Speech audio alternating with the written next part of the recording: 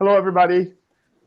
There's something that doing programs like this always makes you do, a combination of reminiscing and research. I was thinking about the first aviation publication that I ever read. It was back in 1968. That's your first clue of how old I am. Any guesses what that might have been? Yep, Flying Magazine. Funny thing is, it had already been on the newsstands for 41 years, starting in 1927. Anyhow, I had what I would call a trifecta of a dilemma with my fascination with flying that included me listening to pilots flying overhead with a little aviation radio I got from Radio Shack. That's the second clue about how old I am. And I also learned about line of sight at that tender age. It wasn't until I went out to the airport that I realized why I wasn't able to hear the control tower. I was only able to hear the pilots. So all you pilots, you guys get that. And then I was interested in flying for the military, but wearing these, well, that took care of that idea. And then there's broadcasting. It's a whole nother story, but the short and sweet of it is that it became my career of choice until about 14 years ago when I discovered that I could work in aviation in a very unique way. So being in the company of like-minded professionals who have some great things to share with us today really has me on cloud nine, flight level 450 or whatever works for you. The funny thing about aviation journalism is that as prevalent as it is, the big question that comes to the forefront is how do you get into aviation journalism? That along with the various outlets, publications, digital platforms to look for. And that's what hopefully Tom and Elan and Matt today will answer, along with giving their perspective and insight on the industry. Now, granted, I am biased, but aviation journalism can give you the best of all worlds. You spend your life meeting the most amazing and awe-inspiring people. You'll experience opportunities not available to most, and you'll see new technology up close and personal before the masses get a peek. And then there's the digital platform universe that takes it to a whole nother level exponentially. Hi, everybody, I'm Vince Mickens, and welcome to All Things Aviation. So let me first introduce our panel of veteran aviation guests. We'll start with Tom Haines. Tom and I go back 14 years, starting with AOPA that I joined back then. And Tom is currently the editor-in-chief of AOPA Pilot. He has what I call a paragraph of a title. He is the senior vice president of media, communications, and outreach for AOPA. Since learning to fly in his late teens, Tom has logged more than 4,000 hours in almost as many aircraft. No, I'm just kidding, but in a lot of different aircraft. He's had the pleasure of flying every kind of aircraft you can imagine all over the world. He currently owns and flies an A36 Bonanza. Yes. Great airplane. Yep. Tom, it's a pleasure to have you with us today. Well, thanks, Vince. It's great to be here. I appreciate the opportunity to be a part of this group. Thank you. And then we have Elan Head. Elan is the editorial director of MHM Publishing up in Canada.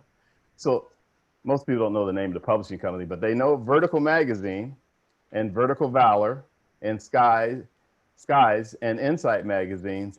And then there's eVTOL.com, which is a really cool website, by the way, Elan.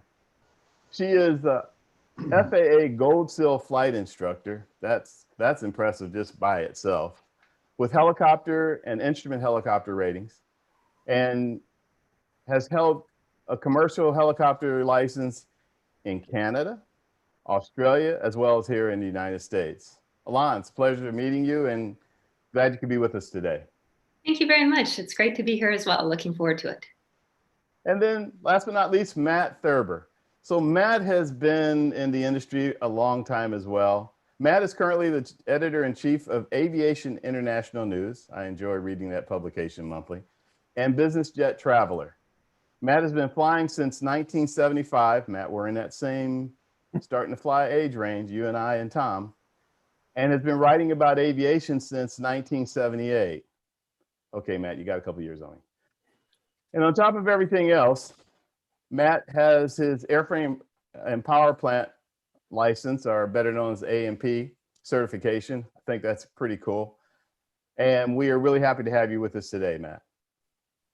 Thank you, Vince. I really appreciate the opportunity to share what we know with everybody. Thank you. So now, two of our aspiring young aviation professionals that we have on the panel today, and then we have a lot viewing us. We'll start with Dakota Foster. Dakota is the 2017 graduate of Embry-Riddle Aeronautical University in Daytona Beach with a bachelor's in Aeronautical Science. She is currently a first officer for Republic Airlines and is the recipient of the Bob Hoover Presidential and Citation Jet Pilot Scholarship. Dakota, it's great to have you. There's a lot more to tell about you, but I just wanted to say hello and welcome you aboard. Thank you so much. I'm really excited for the opportunity to be here today with you guys. Thank you. You can tell I think I'm up in the cockpit or something. I'm talking about welcome aboard, like we're on a flight. Anyhow, and then we have Michael Wilds. Michael is the 2016 graduate, also from Embry-Riddle Aeronautical University, Daytona Beach, and is currently working on as a flight instructor, and he is a check airman for their flight department. Michael is currently pursuing his master's in logistics and supply chain management. That's an interesting major or pursuit. So we'll have to talk about that a little bit more. Michael and I go back with regard to Dream Soar and Shasta, who flew around the world at a very young age, and he was involved with that. Michael, welcome. Thank you for having me, Vince. It's a pleasure to be here. So it's great to have everybody here today. And I'd like to kind of start things off with Michael or Dakota.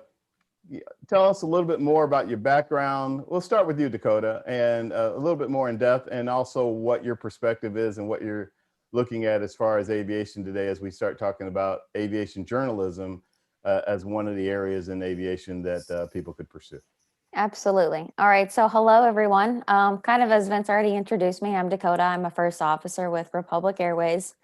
I'm born and raised in the Buckeye State, so good old Ohio, OH. So I was born and raised here, and I actually have no family with prior aviation experience. I didn't know any pilots. I just happened to live by our local airport, which is where I happened to find kind of like that spark of interest with aviation. So after quite a bit of Googling for schools and for scholarships, I found my way down to Embry-Riddle in Daytona Beach. I did, it was 4 years from start to finish. I did a 6-month internship as well in between there. I obtained all my licenses at Embry-Riddle, everything from private pilot with my first solo all the way through my commercial multi-engine ratings there. And then I also completed my CFI, which is my flight instructor license, as well as my instrument instructor license. So I did both of those down there in Florida as well. So after graduating, I was a flight instructor about 10 minutes south of where I graduated at a flight school called Epic Flight Academy over in New Smyrna Beach. I was there for just over 1 year as a flight instructor. I started out teaching instrument. Gotta love doing holds all day long, just going and basically lap patterns for the whole entire day. So that's what I started out with. And as I kind of built my confidence and my experience as an instructor, then I moved on to become a multi-engine flight instructor, as well as a progress check pilot. So I was actually doing the mock check rides with my students before they would go up with the FAA examiner and do them as well. So I was there, like I said, just over a year, got my 1,000 hours, and very quickly hopped over into the airline side of things, Part 121. So I've been with Republic Airways now for, it'll be 2 years next month. So I fly the Embraer 170, 175. It's a 76 seat passenger jet, it's considered a regional aircraft.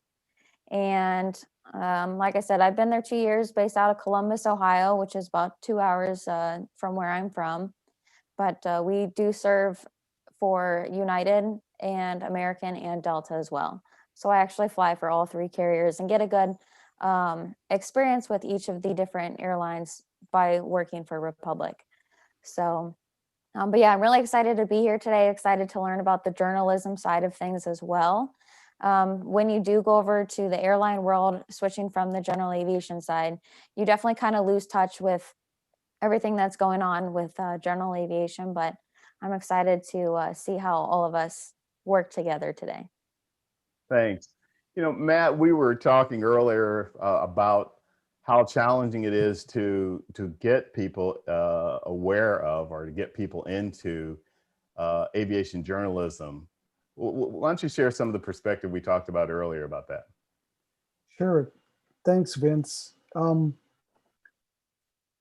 Aviation journalism is a really small niche segment of the aviation industry, but I like to start out by, anytime I meet somebody who's interested in aviation, the first thing I say to them is, look, you've got to read anything and everything you can get your hands on about the subject if you're really interested in it. And there's no better way to do that than all the different publications that are available now.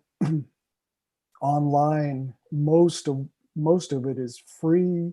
You can just spend days and days reading everything you can get your hands on, watching videos, listening to podcasts. And if you do that, you'll learn a lot about aviation, and you'll know a lot more than most of your peers will, because you're spending the time learning about it. Matt, what was your path for you getting started in aviation journalism? It I got started. I always liked to write in school. I didn't study journalism formally, but I was sitting at the airport on a foggy day one day, twiddling my thumbs, and decided to write a story based on my experience as a mechanic on how aircraft owners can do a lot of their own maintenance. I thought it was a subject that a lot of owners didn't know about it, and it turned out to be true, because the first magazine I sent it to bought a one-year series of articles on the subject. So that's what got me started. Wow. I had written some other stories and sent them before, and got rejected. So this was the first time I saw some success. Wow, that's really great. So you wrote an article, and that was the very first step towards all the things you've done since. Exactly. And I think a key for aspiring writers to know is that I didn't write it with the thought of, here's something that I think I can sell to a magazine. I wrote it with the thought of, here's something that the reader really needs to know about. And that's the whole point of journalism, is to serve the reader. If you give the readers information they need, there will be an outlet for that material. Yeah, yeah. Tom, you have had a unique career in terms of your rise into where you are now as an aviation journalist. How about telling us a little bit about your background? Sure, thanks, Vince. Yeah, I never thought I'd end up here. I did learn to fly in high school, and as Dakota said, I didn't really have anybody else in my family who was into aviation, and just sort of stumbled upon it. But then went to college as a general science major, and through some circumstances just ended up in a journalism department, mostly because I discovered that I liked writing all those English papers that were part of the gen ed courses, and I had a lot of encouragement in high school from a writing teacher, an English teacher, who thought that my writing was pretty good, and it really encouraged me. So I kind of ended up in the journalism program, and then did traditional journalism in radio and newspapers right out of college. But through some of unusual circumstance, I ended up spotting an ad for an aviation magazine that was looking for an associate editor called Professional Pilot Magazine, and ended up there for a couple of years, and then ultimately came to AOPA shortly thereafter as an associate editor, and kind of quickly worked up through this organization, and have been editor-in-chief now for 26 years, I guess it's been, and been at AOPA for 30 couple. But anyhow, 3 it's been decades, great. give or take. Yeah, right, at that point. But it's been great. I've had the opportunity to, as you alluded to in the introduction, fly general aviation airplanes all over the world and fly a great variety of airplanes. And I think that's the one thing to keep in mind for anybody who's passionate about aviation, passionate about flying, is that if you can combine that with some knowledge and skills about writing and communicating, you can really find a really rewarding career in aviation journalism. It is small. There aren't a huge number of opportunities, particularly these days, as Matt said, but there are opportunities out there. And it's important to what Matt said also, when it comes to thinking about ideas and what it is that you might write about, is keep in mind that the first priority needs to be it's a subject that matters to people.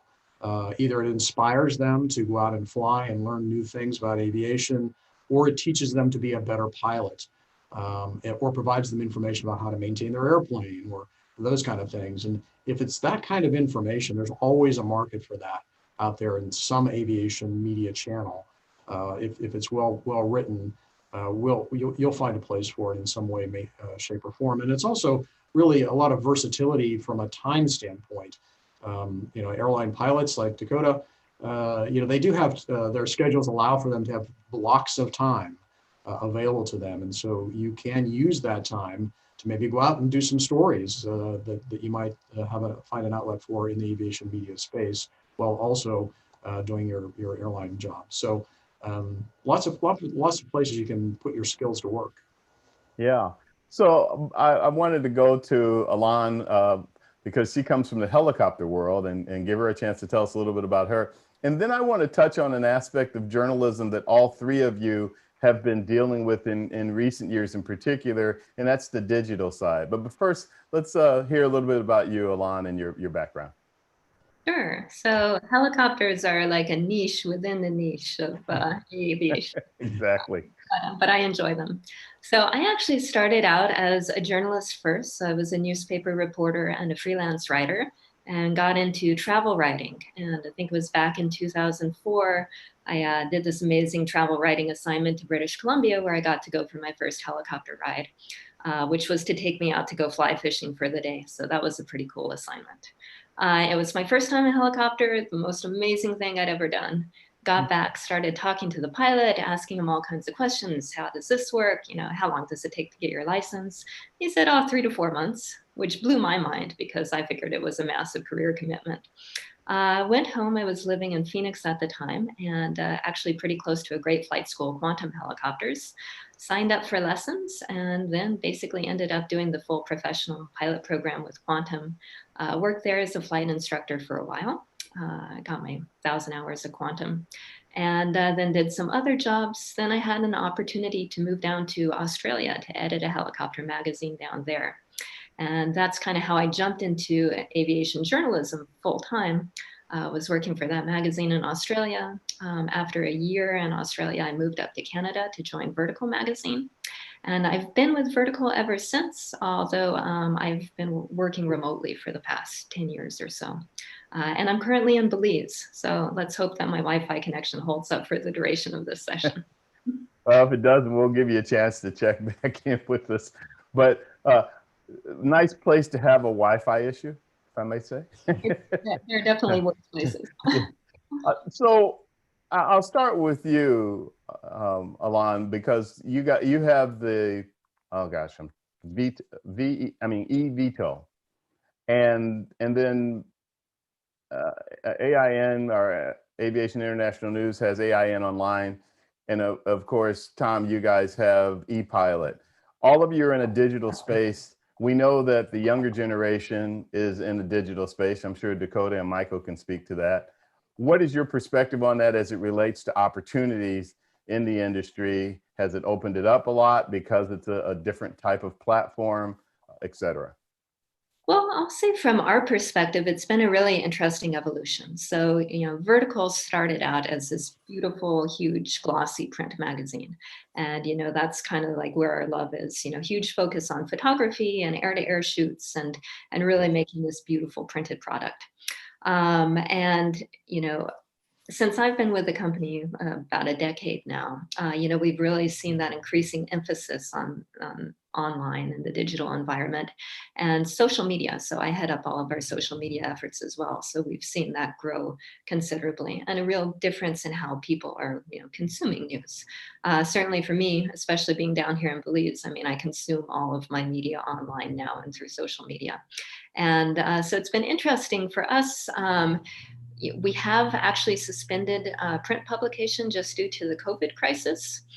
So now, we have a great emphasis online. But we've tried to look at it more as an expansion. So, instead of just abandoning kind of our traditional magazine format, we've expanded into breaking news coverage and social media and so forth. So it's definitely created some opportunities. So, we have more need for those types of online stories where you don't necessarily have to be an incredibly talented air-to-air photographer to, do a feature story for us. But it's also increased competition as well. And, thinking back to when I was first working as a freelance writer, I mean, I could make a really decent living at it because the rates were, pretty good in those days. And, even over the past 2 decades, that's been eroded to the point where, scratching out a living as a freelancer is much more difficult than it used to be.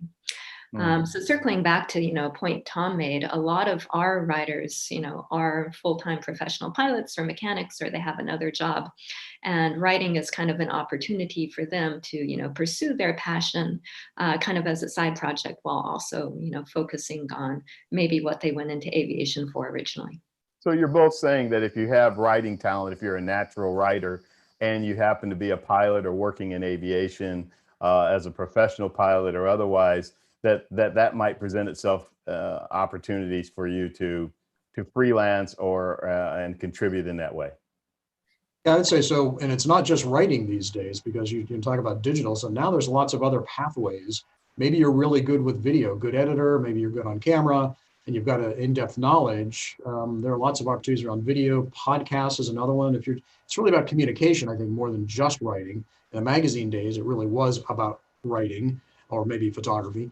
But now it's much broader than that. Podcasts, blogs, and lots of other ways to communicate in addition to writing are available out there. And we know people mechanics who have great blog series or great podcast series and have really put their skills to work in a mass communication kind of way through, say, podcasts.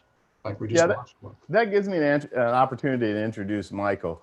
Michael has done exactly that to some degree with regard to his foray into media after getting a degree in aviation, aeronautical science at Embry-Riddle, and currently flight instructing there. Michael, why don't you tell us a little bit about your background and your transition towards media?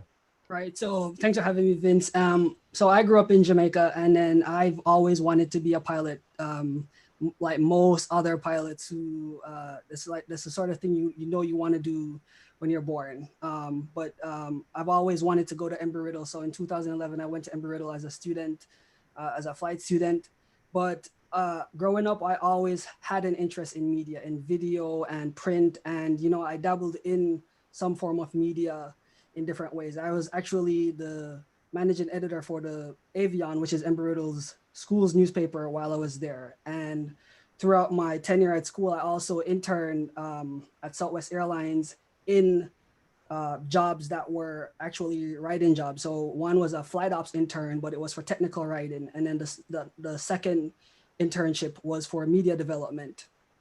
I also developed like training courses for Embry-Riddle's students, and even now as a flight instructor, develop in-course training for our flight instructors. So for me, even though I don't consider myself a journalist, media has always given me an opportunity to express myself. It gave me an opportunity with the Dreams for Flight, where when Chastaways was preparing to go around the world, I saw an opportunity for us to communicate her message with her followers and all the people who were interested in the Dreams for mission. So I provided support there through newsletters and videos. And as Tom said, it wasn't just print anymore, because I think there's an interesting statistics out there that, 80% of the internet these days is video. So you almost have to have that group of skills to communicate.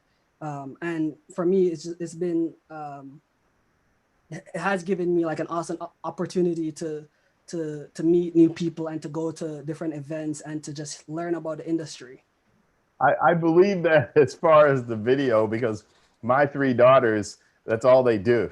Just watch videos all the time. So that statistic's probably pretty accurate. It might even be low. No, just kidding.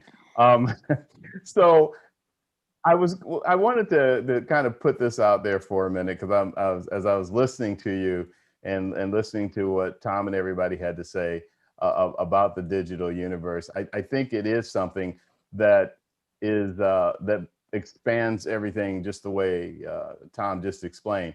So I'm going to shift to this for a second and start with you, Tom. Tom, what's one of the very unique experiences you've had in all of the experience you've had as a longtime aviation journalist? Can you tell us a story about something that was just something you totally never thought you'd be doing? Yeah, there are lots of those. We could talk for a long time. I mean, one particular trip that comes to mind, an opportunity that came along, was to do a flying safari in Southern Africa.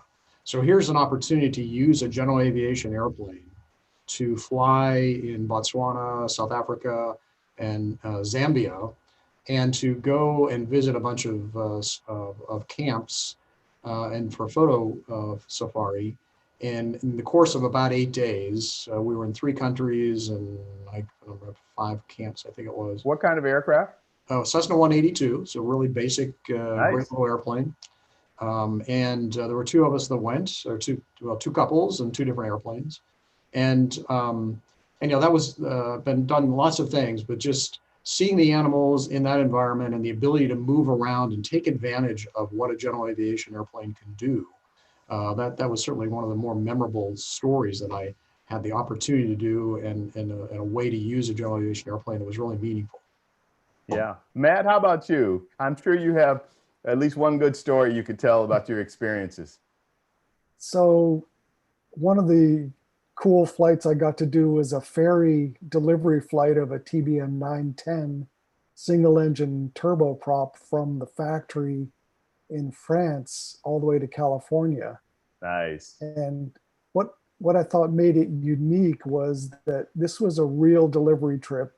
They didn't set it up for me or anything. They just called me up and said, "Hey, we've got a right seat available. If you want to go, show up here and let's do it." And what I learned on this was, when you're ferrying airplanes on a regular basis, you have to have a go mentality. You can't be stopping for minor discrepancies, or if the weather's not that great, you might still have to go. And all the limitations you have with range, with weather conditions. I'm not saying that you're pushing safety margins, but you have to push nonetheless. And it was a great trip. I wrote about it, and I also shot a lot of video during the trip, and we put together a video on that. So that was that was really fun. But I have to also say that the most intense experience I ever had was the nearly month-long Gulfstream G550 jet type rating that I did at Flight Safety. That was one of the hardest training exercises I've ever done, and I came out of that feeling like it was a incredible workout, but it was also extremely rewarding. Nice.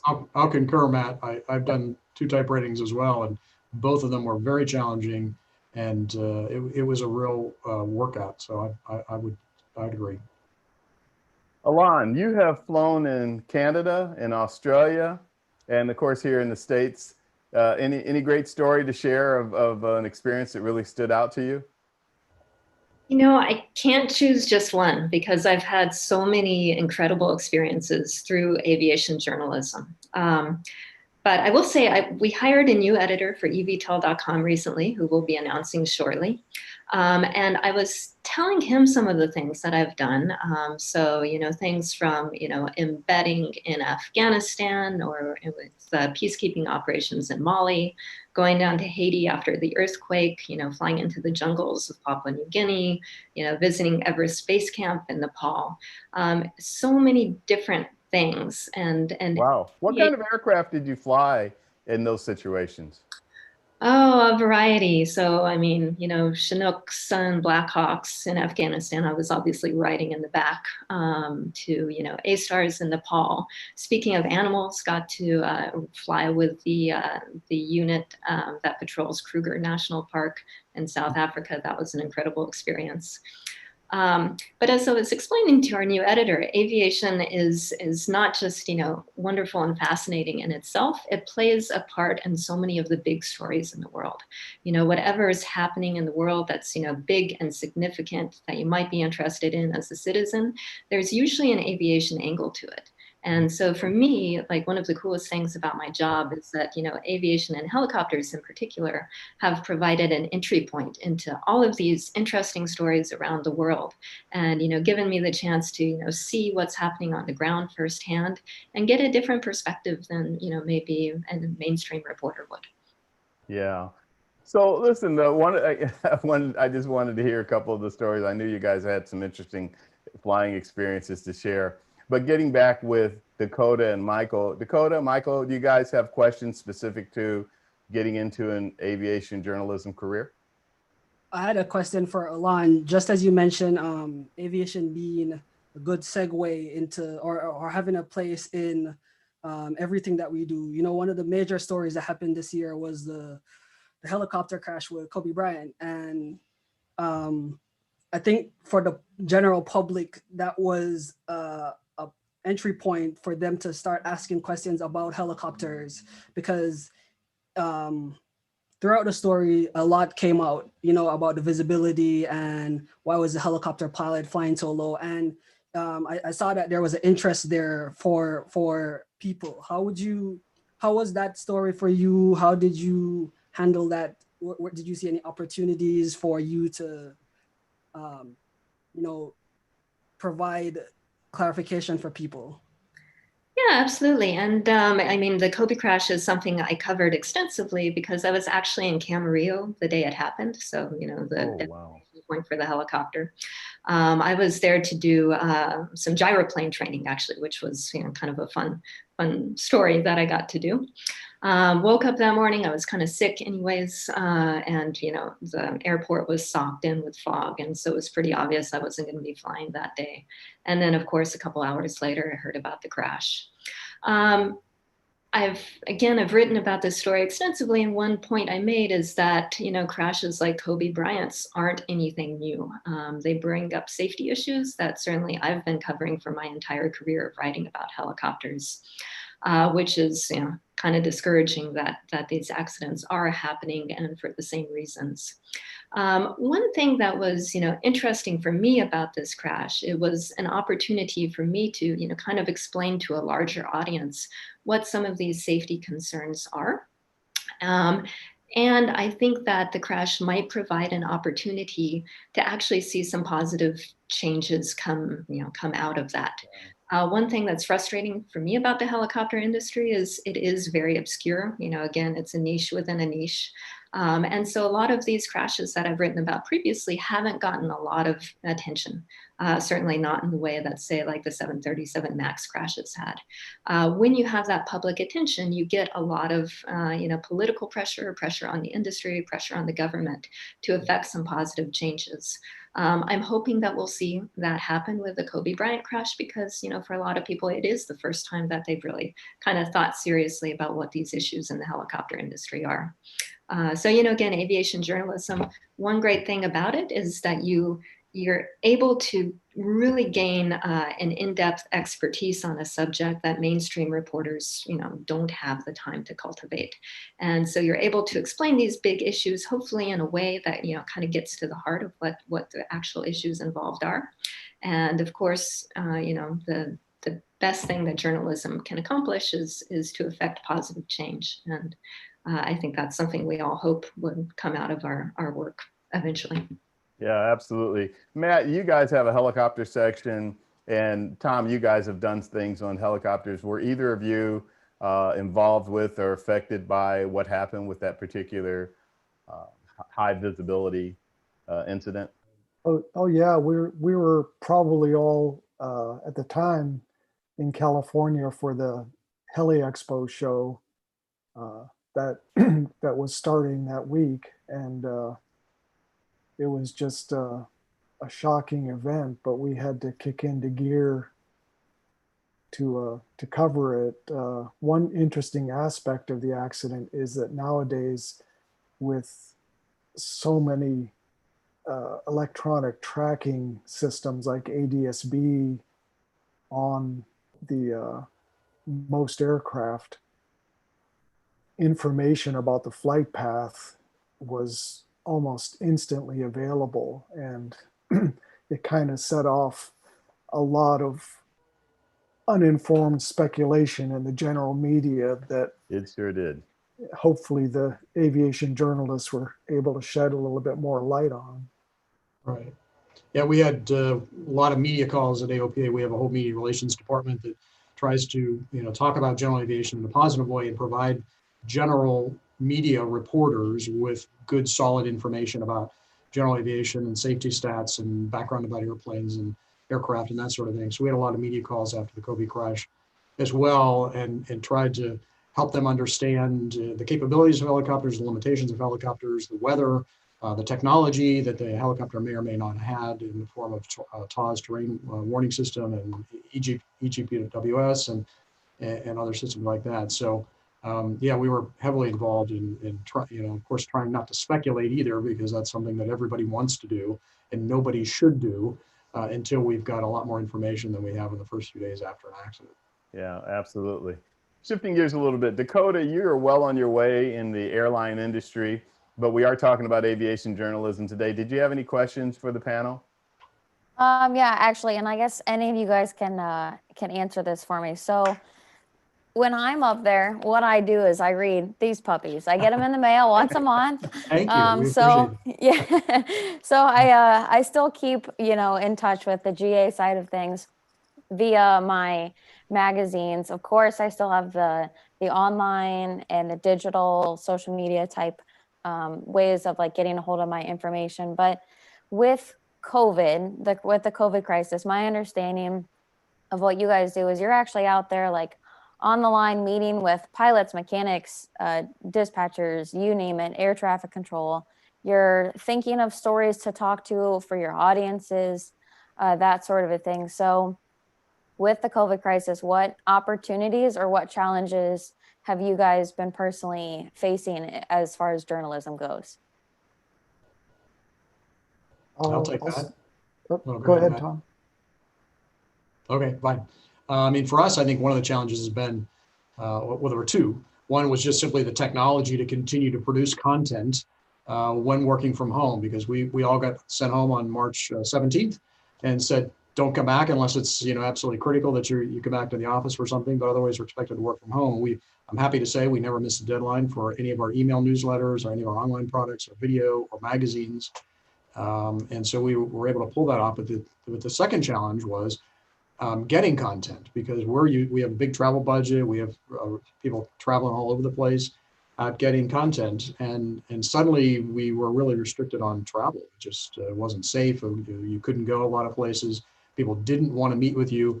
Manufacturers that typically are really happy to have you show up and to show you their airplane suddenly were not at all interested in having you come to their facilities. And so it became a challenge for us to get content. We fortunately had a big spike. We had a lot of content already kind of in the pipeline that we could continue to use. We had to get pretty creative on doing a lot of calls like this with subject matter experts in the field gathering video remotely and that sort of thing. So it's presented some challenges, but I think we've met them pretty well.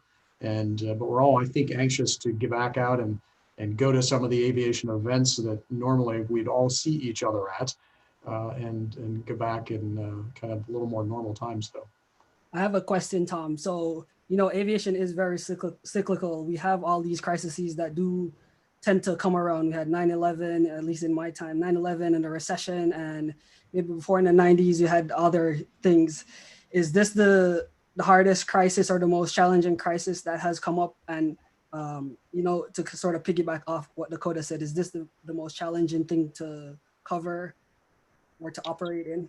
I would say so. I mean, 9/11 was obviously very impactful, but it was relatively short-lived from an aviation standpoint. We still have the ripple effects of it from some airspace constraints and that sort of thing, but AOPA was very involved in getting aviation and general aviation in particular back in the air relatively quickly after 9/11. And it was a while before things began to return to normal because we still had a lot of restrictions from an airspace standpoint, but things came back up pretty quickly. And yeah, we've been all of us have been through numerous economic cycles over the years. And so we've seen a number of airplane manufacturing kind of ebb and flow and that sort of thing. But this one it's because it's so prolonged. We've been at months and months now of impact.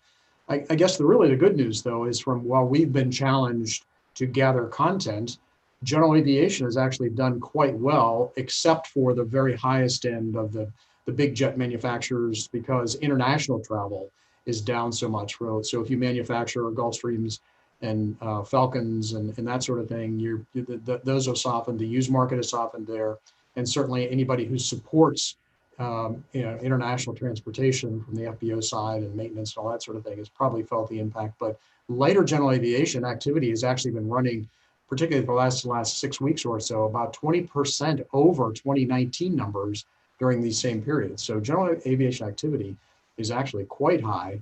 And so that's been really beneficial. Used aircraft prices have remained very strong. In fact, they're up. Light turbine airplane prices are up. So people are not selling airplanes. We saw that a lot after the 2008, 2009 economic downturn. We saw a whole lot of companies selling off their turbine airplanes, and the turbine market got very soft. And we've seen very little of that with this crisis. So Matt, go ahead. I was going to say, Matt, you've obviously been through a bunch of these cycles as well, and you may have similar observations or not. Yes, Michael, you're right.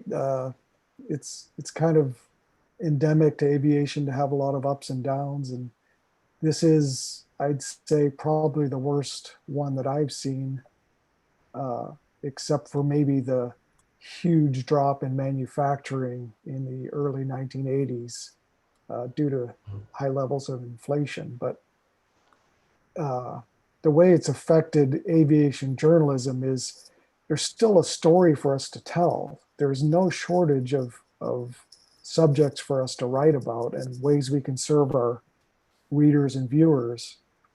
But it has had a fairly significant effect on those who support our industry, and that's the advertisers. So we've had to be very careful with our budgets, and unfortunately that's had a fairly significant effect on what we're able to spend for freelance work. We're doing our best to try to change that, but it's just a fact of life. Yeah. Before we start to run out of time, Tom, Matt, Elan, I wanted to let our viewers and our guest panelists know a little bit more about what you guys look for. You've touched on it, all of you've touched on a little bit during this program, but what do you look for in terms of someone that is interested in applying to become an aviation journalist in some form or fashion? Could you each kind of give a perspective on that? Sure, I'll start. So, again, we have, very limited full-time positions, I would say, even though we just hired someone. For those full-time roles, I think passion Passion for aviation, passion for journalism. If you've got passion for both, that's even better. But real kind of desire to tell those stories that are important to the industry and to make an impact. I think that's really key. In terms of freelancing, as was mentioned before, stories that are meaningful, to the audience. If you are telling a story that people want to read, then it doesn't matter if you aren't maybe the best or most polished writer, because writing takes practice like anything, and that's what editors are for, to help you out. But That's a good point. Understand the audience and you understand what they need to hear, then that, again, there's always going to be a place to publish those stories. From my perspective, I would say it's easier to train someone on the writing part of it than it is the technical knowledge and understanding. Anyone who combines both, they're wonderful. I'll give them lots of work. But certainly from our perspective, especially in something so specialized as helicopters, if you have that kind of niche industry knowledge, that's really valuable to us, and we can kind of help you out with the writing part of it if necessary. Yeah, I'd concur on the passion part. That's really critical. You have to really be enthused and excited and inspired by aviation, and hopefully come forward with story ideas and concepts that inspire others and keep readers, viewers, listeners, as we have today, engaged with your content and make people care about a particular subject that you're writing about. And that really, I think, all gets back to passion. If you're passionate about it, that'll come through one way or the other. And Elan is right. We can help you from an editing standpoint. We can help make a pretty good story really good with the right editing. That's great advice from Elan and Tom. The way I look at it is absolutely have to be passionate about the subject and really be willing to learn about the subject. And from a reader's perspective, what you're trying to do is help the reader understand something. So you have to be, as a writer, full of questions, because if you're not full of questions, then you're not going to find out the information that really means a lot to the reader. Like if you're watching television news, for example, and you keep saying, "Why didn't you ask this? Why didn't you ask that?" That's a good sign that you're on the right track. Or if you're reading an article and you're like, "Well, why didn't they give the price of that jet in the article?" That's good information that the readers can use.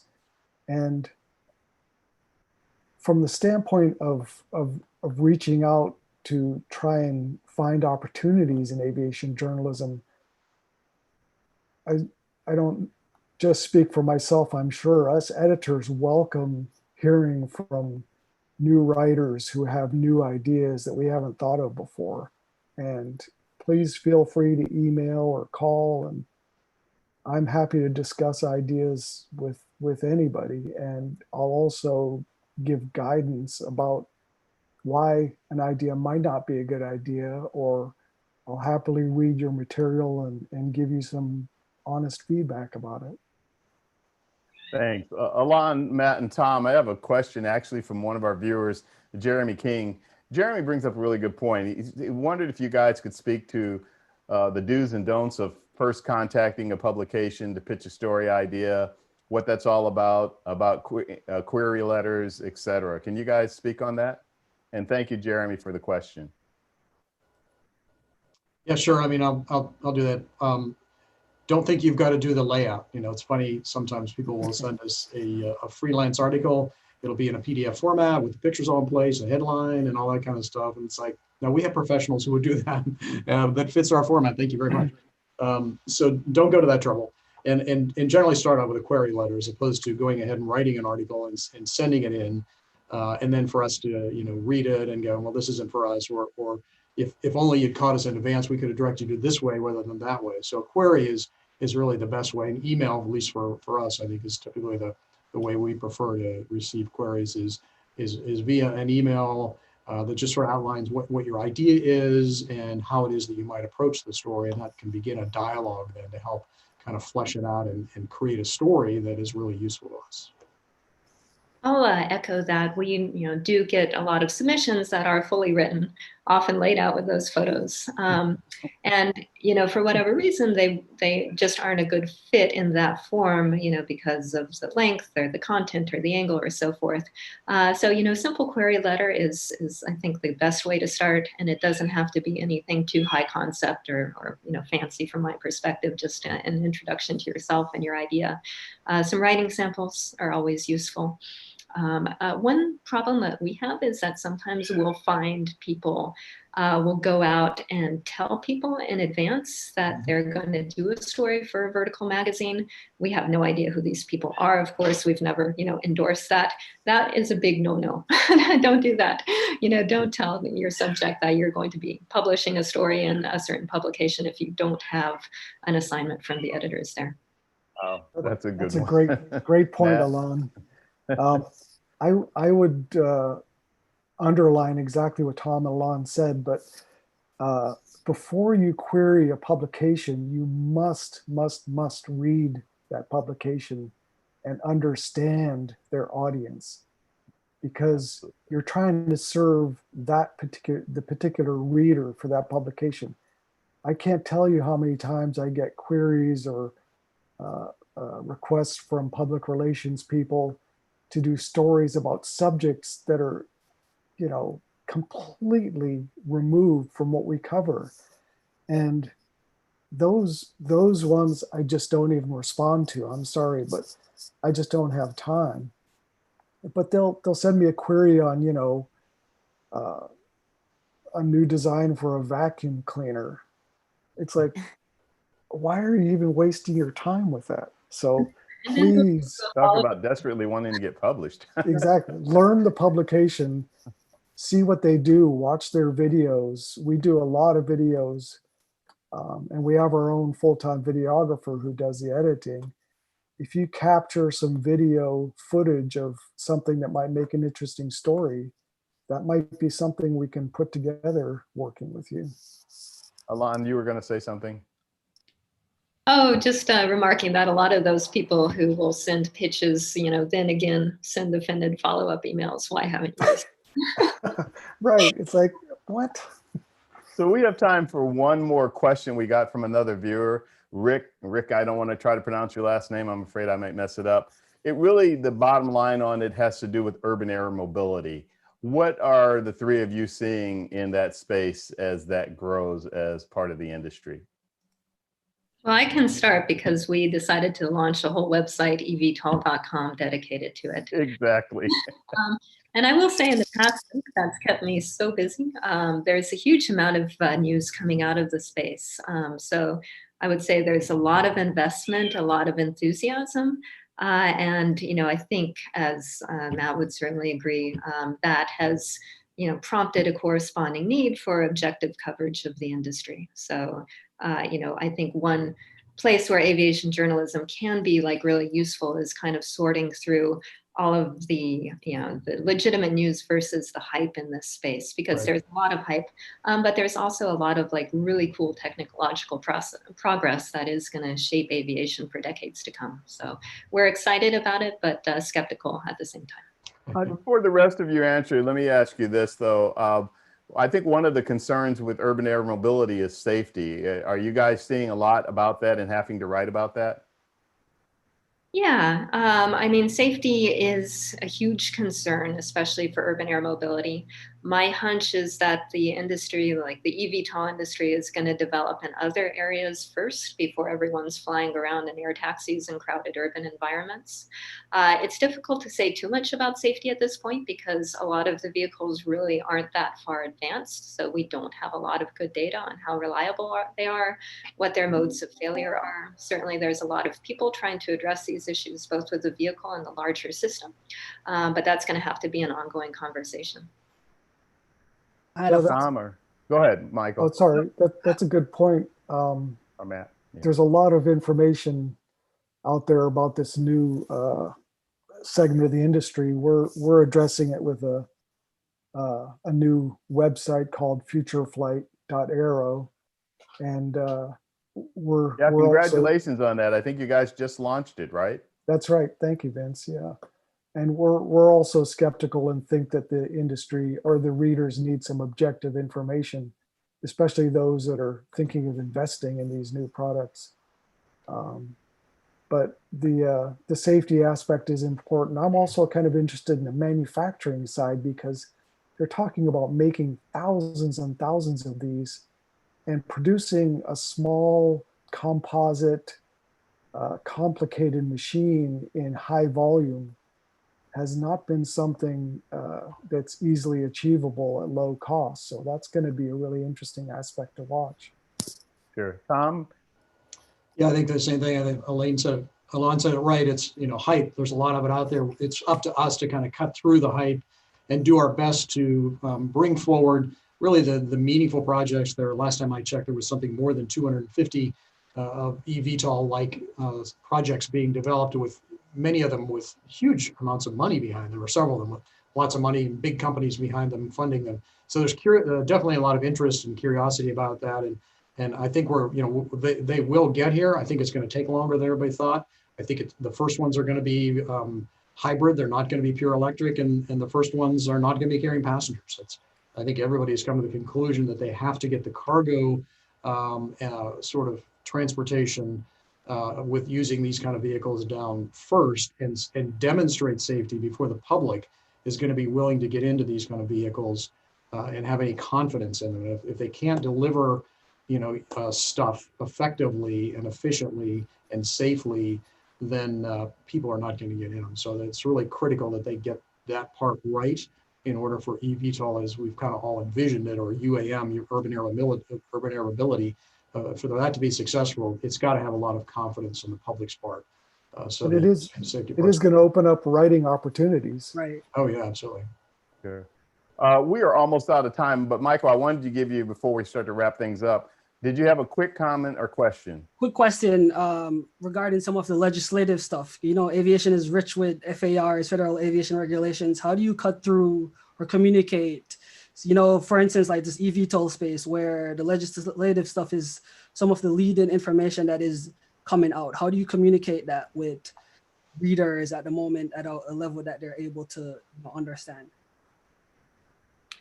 Well, on the eVTOL side specifically, I mean, a lot of that regulation is still in the process of being determined. So that's a story in itself, the conversations about that space and how that's going to proceed.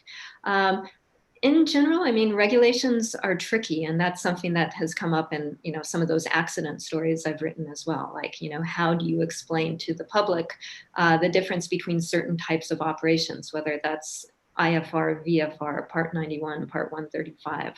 And I think that's something that you just have to, kind of dive into, pick out, what are the critical points that people need to know, and try to explain that as clearly and accurately as you can. Okay.